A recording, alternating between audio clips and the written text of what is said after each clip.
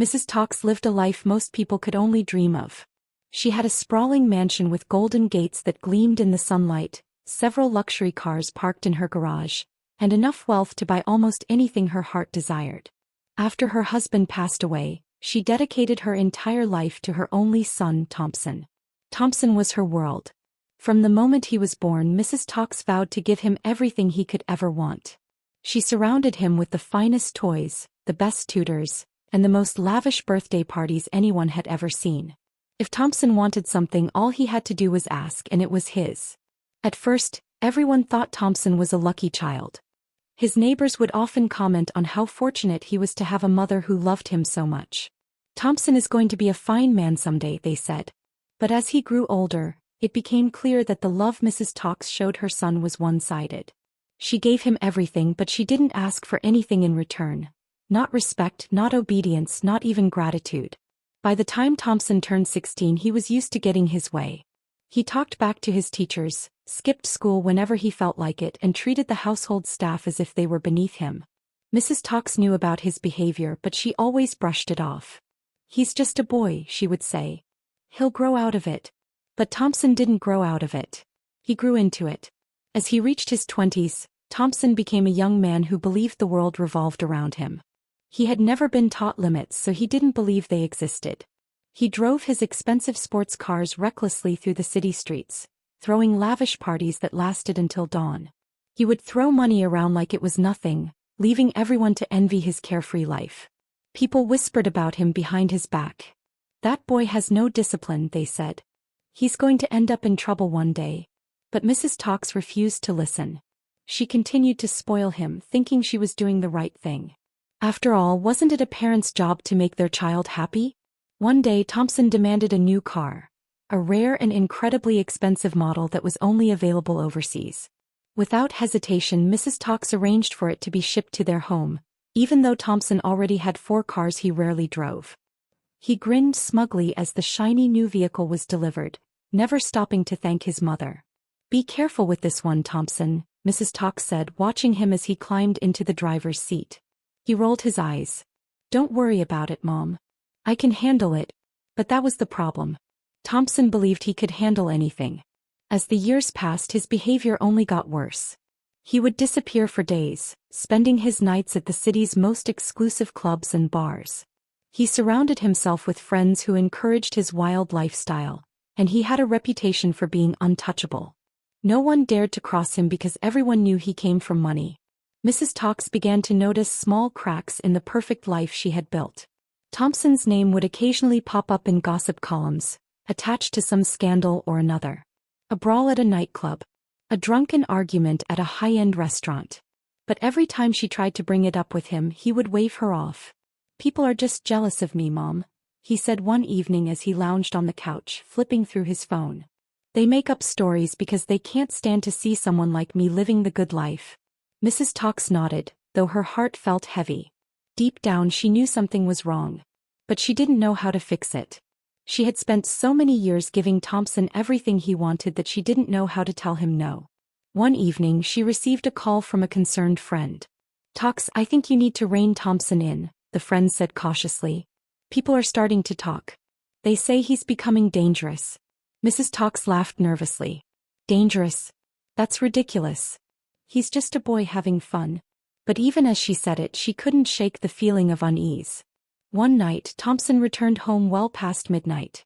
His eyes were bloodshot and he reeked of alcohol. He stumbled into the house, laughing loudly to himself, and threw his jacket onto the floor. "Thompson," Mrs. Talks scolded, picking up the jacket. "You're drunk." "So what?" he slurred, smirking at her. "I had a good time." She stared at him, unsure of what to say. This wasn't the first time he had come home like this, but tonight felt different. There was a recklessness in his eyes that scared her. "Thompson, you can't keep living like this," she said softly. "One day you're going to get into real trouble." He snorted. "Trouble? Me? Don't be ridiculous, Mom. Nobody can touch me. I'm Thompson Talks." And with that he stumbled up the stairs to his room, leaving his mother standing in the hallway clutching his jacket.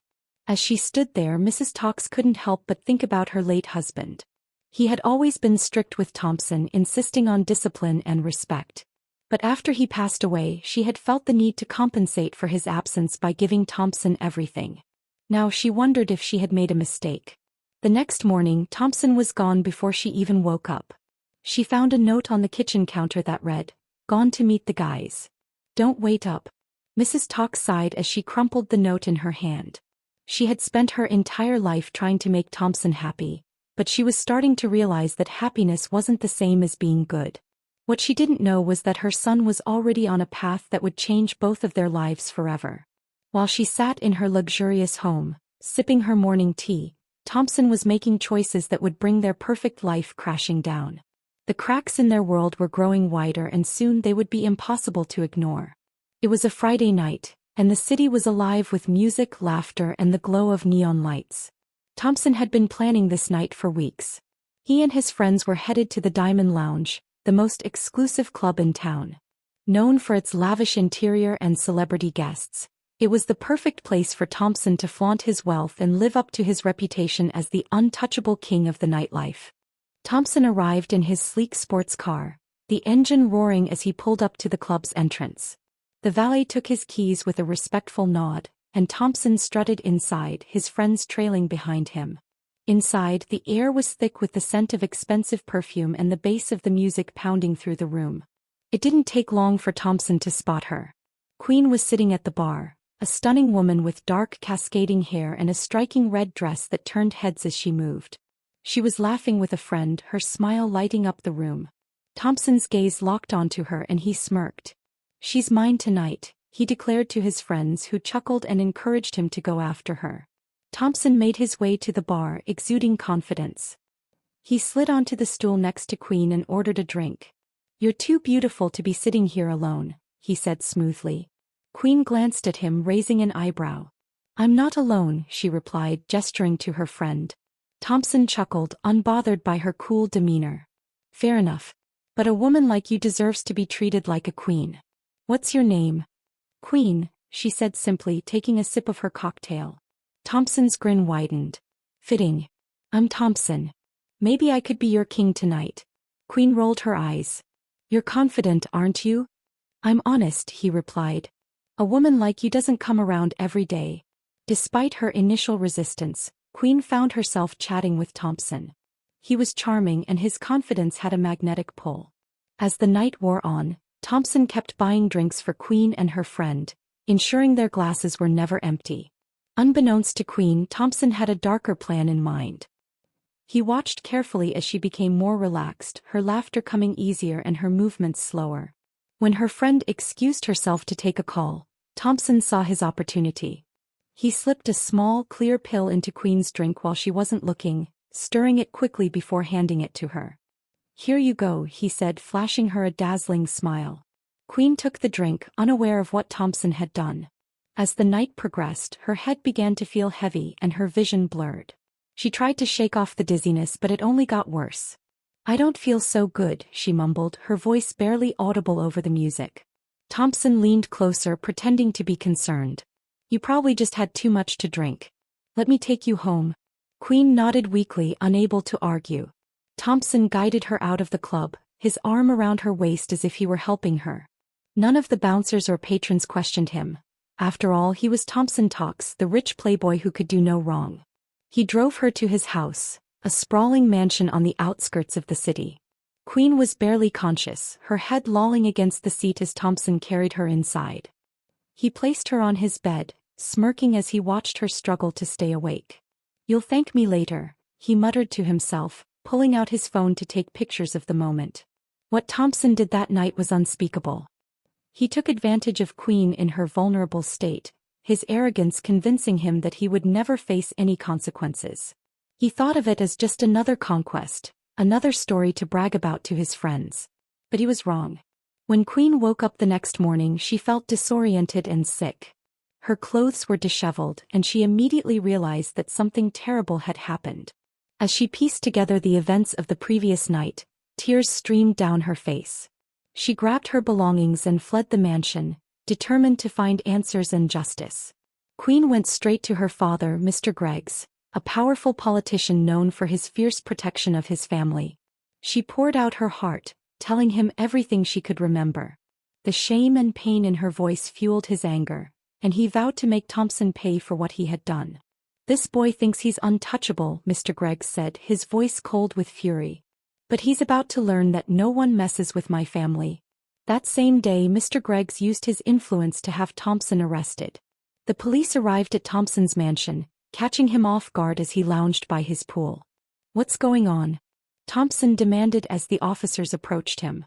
"You're under arrest for the assault of Queen Greggs," one of them said, handcuffing him. Thompson's smug demeanor faltered. "Assault? Are you kidding me? Do you know who I am?"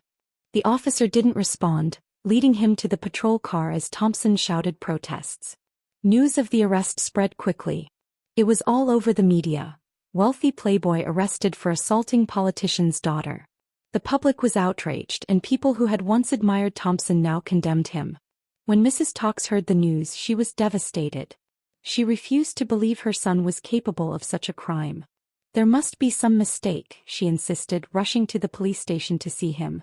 But as the evidence against Thompson mounted, including the incriminating photos on his phone, even Mrs. Talks couldn't deny the truth. Her perfect world was crumbling, and there was nothing she could do to stop it. Mr. Greggs ensured that Thompson would face the full force of the law. He used his connections to block any attempts at bail, and the trial became a national spectacle. Thompson sat in his cell, his arrogance slowly replaced by fear. For the first time in his life, he realized that his wealth and privilege couldn't save him.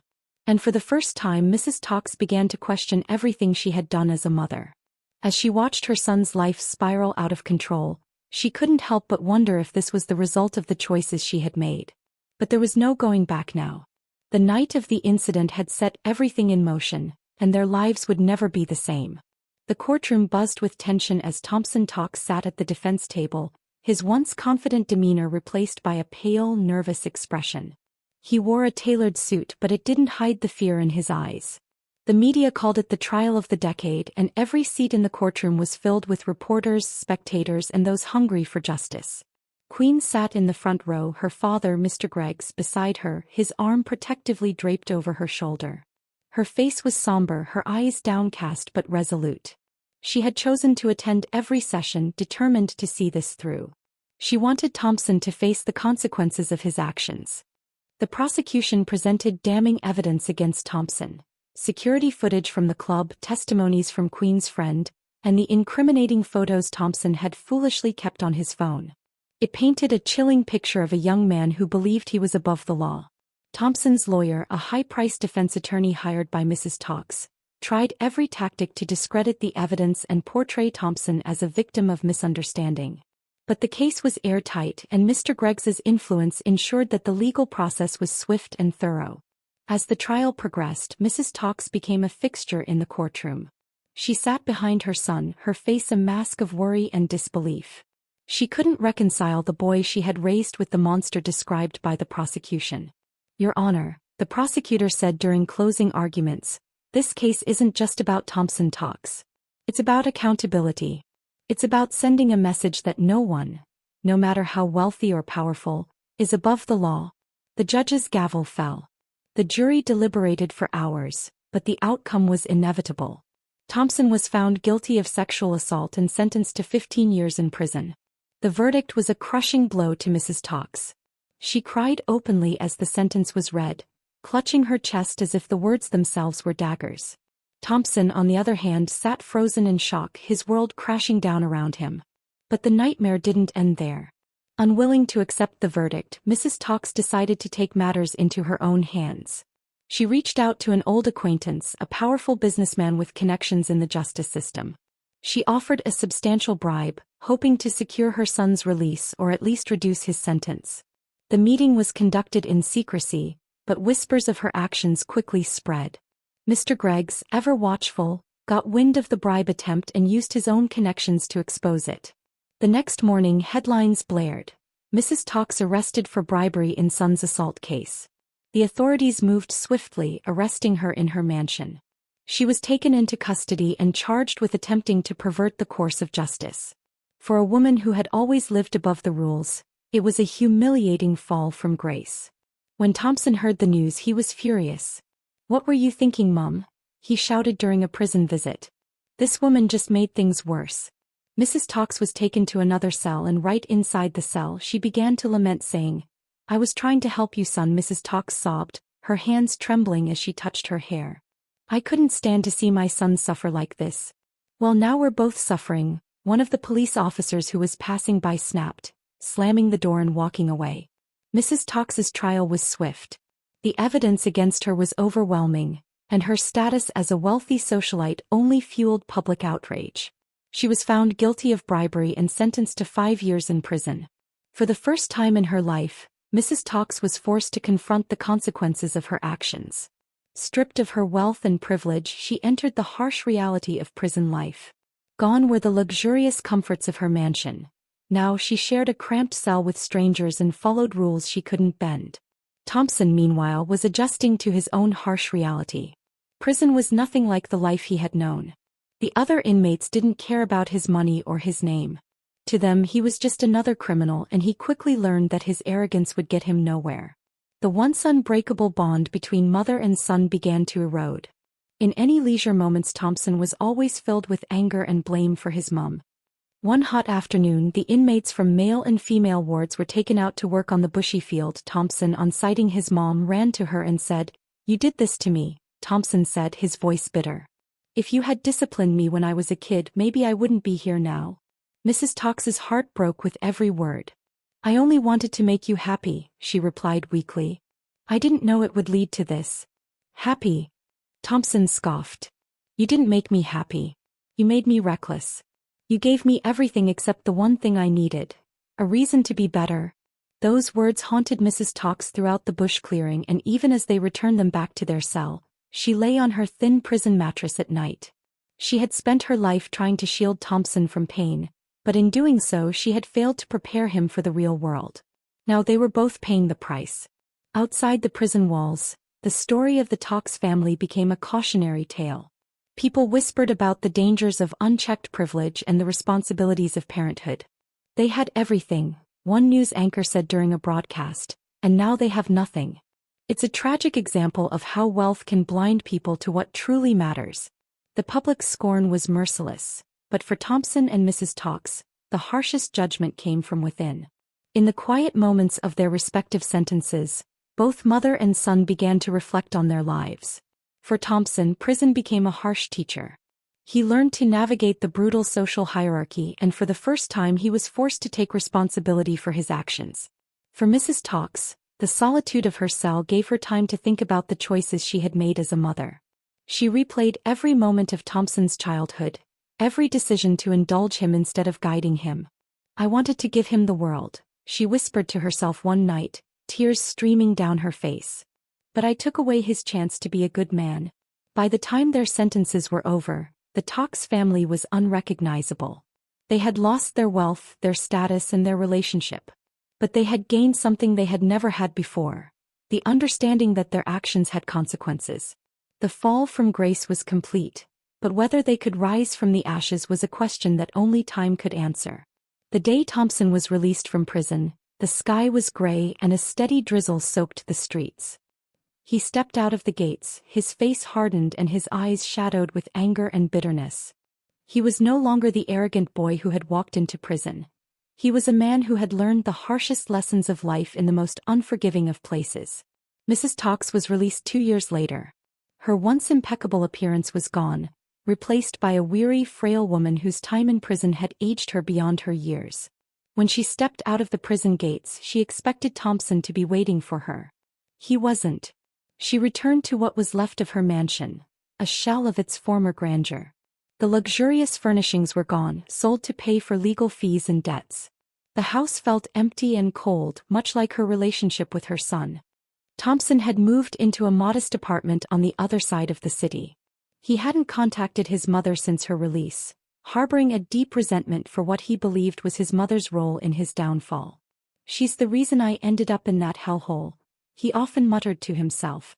"If she had taught me how to be a man instead of treating me like a prince, none of this would have happened."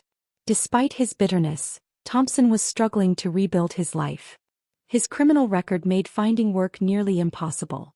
The friends he had once partied with had vanished, unwilling to associate with a man whose reputation was now stained. He spent his days doing odd jobs and his nights nursing his anger and regret. Mrs. Tox, meanwhile, lived in the vast emptiness of her mansion, consumed by guilt and loneliness. She tried to reach out to Thompson, sending messages and leaving voicemails, but he never responded. "Thompson, please," she said into the phone one evening, her voice breaking. "I know I made mistakes, but I love you. I need to make things right." But her pleas fell on deaf ears. Thompson deleted the messages without listening, unwilling to forgive the mother he blamed for everything. One evening, Thompson found himself at a small community center. A friend he had met in prison had told him about a group therapy program for former inmates struggling to reintegrate into society. Reluctantly, he decided to give it a try. As he sat in a circle with strangers, he listened to their stories, tales of regret, redemption, and the desire to rebuild. For the first time, he felt a glimmer of understanding. These people had faced their demons and were working to change. When it was his turn to speak, Thompson hesitated. "I made a lot of mistakes," he finally said. "I hurt people and I paid for it. But sometimes, I feel like I don't know how to move on." A counselor in the group, a kind-eyed older man named Mr. Caleb, leaned forward. "Forgiveness is a big part of moving on, Thompson," he said. "Not just forgiving others but forgiving yourself." Thompson scoffed. "Forgive myself? What about the people who ruined my life?" Mr. Caleb's gaze was steady. "Blaming others keeps you stuck in the past. If you want to move forward, you need to let go of that anger." The words stayed with Thompson as he left the meeting. Unbeknownst to Thompson, Mrs. Tox had also been seeking help. She had started attending a support group for parents who had lost their children to poor choices or tragic circumstances. Through these meetings, she began to understand the depth of her mistakes as a mother. One evening, she gathered her courage and decided to visit Thompson's apartment. She asked around from everyone she came in contact with, and eventually she got the description. She stood outside his door, clutching a small box in her hands and praying hard before knocking. Mrs. Tox knocked, and to her surprise, the door wasn't locked. She peeped inside and there were photographs of Thompson as a child, a journal she had kept during his early years, and a letter she had written to him in prison but never sent. When Thompson entered the house, his expression darkened. "What do you want?" "I just want to talk," Mrs. Tox said softly. "Please, Thompson. Just 5 minutes." He hesitated but eventually stepped aside, letting her sit down. The air in the small apartment was tense as they sat across from each other. Mrs. Tox placed the box on the table and pushed it toward him. "What's this?" he asked, eyeing it suspiciously. "Memories," she said. "I've been holding on to them for years. I thought maybe you'd want to see them." Thompson opened the box, pulling out a photograph of himself as a toddler sitting on his mother's lap. For a moment, his hardened expression softened, but he quickly shoved the picture back into the box. "Why are you here?" he asked, his tone sharp. "To say I'm sorry," Mrs. Tox said, her voice trembling. "I know I failed you, Thompson. I thought I was giving you the best life, but I see now that I was wrong. I didn't prepare you for the real world, and I'm so sorry for that." Thompson stared at her, his emotions warring inside him. "You think an apology is going to fix everything? Do you know what I went through in prison? What is my life like now?" "No," she admitted, tears streaming down her face. "But I want to understand. I want to be here for you now if you'll let me."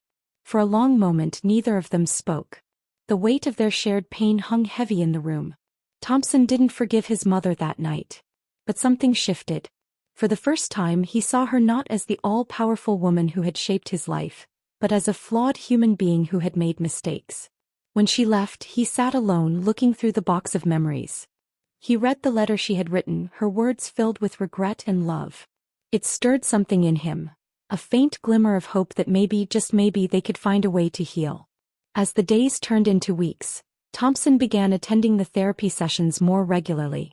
He started opening up, talking about his childhood, his mistakes, and his complicated relationship with his mother. Mrs. Tox, too, continued her own journey of self-reflection and growth. She volunteered at a local community center, helping at-risk youth avoid the mistakes her son had made.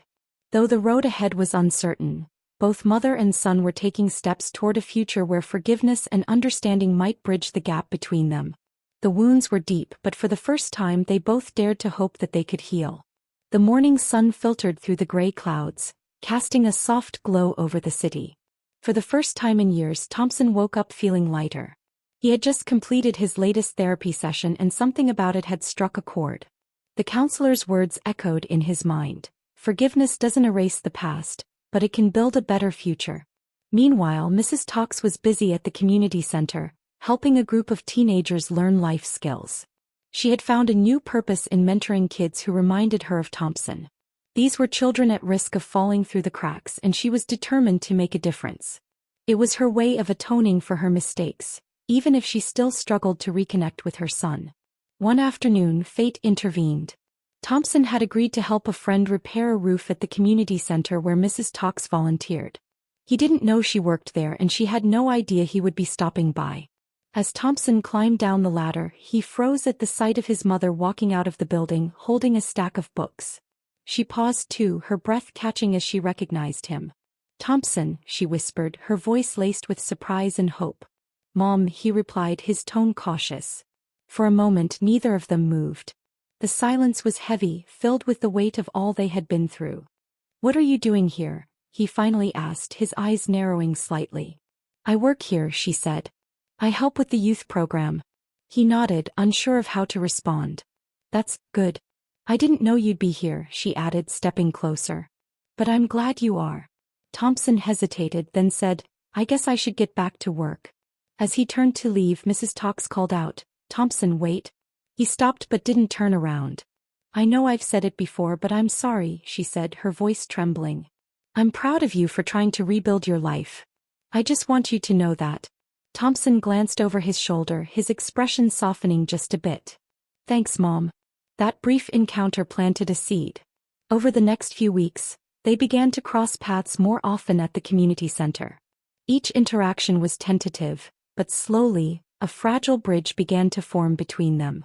One day, after a particularly productive therapy session, Thompson decided to take a leap of faith. He called his mother and asked if they could meet for coffee. When they sat down together at a small cafe, the conversation was awkward at first. They spoke about mundane things: the weather, the community center, the books she was reading.